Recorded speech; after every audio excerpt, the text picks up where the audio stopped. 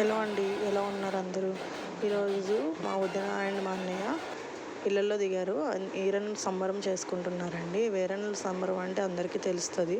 చాలామంది పెళ్ళిళ్ళకి ఇళ్ళల్లో దిగినప్పుడు చేసుకుంటారు కదా, సేమ్ అదేనండి.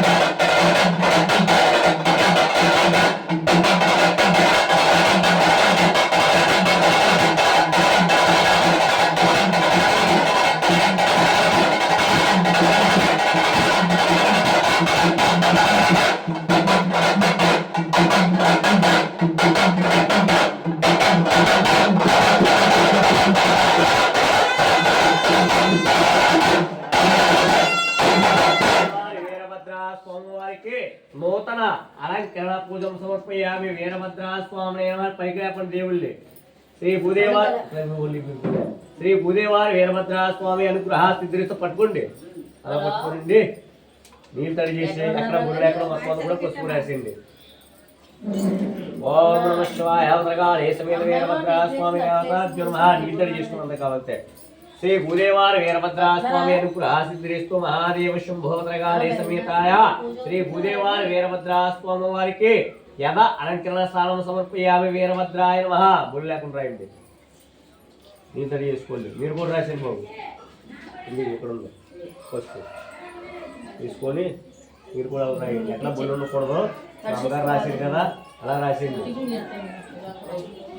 శ్రీ భూదేవారి వీరభద్ర స్వామి అనుగ్రహ సిద్ధిస్తూ మహాదేవ శంభో వీరభద్రాయ శ్రీ భూదేవారి వీరభద్ర స్వామి వారికి నూతన అలంకరణ పూజను సమర్పయాలి. బొల్లి ఉండకూడదు.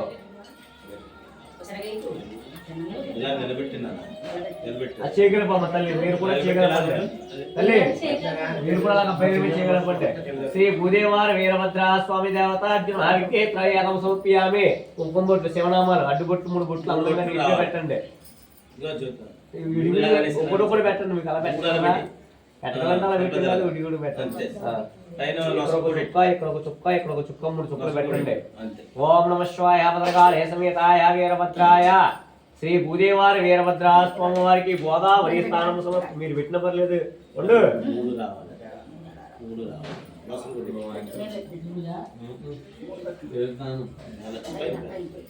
నువ్వు వాజు అయిపోయిందండి.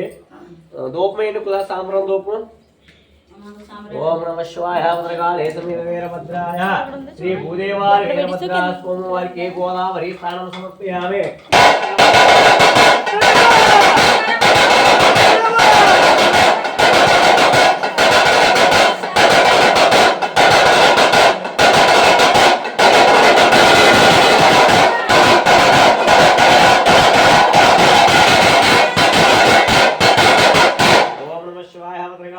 భూదేవారి వీరభద్ర స్వామి వారికి నూతన అలంకరణ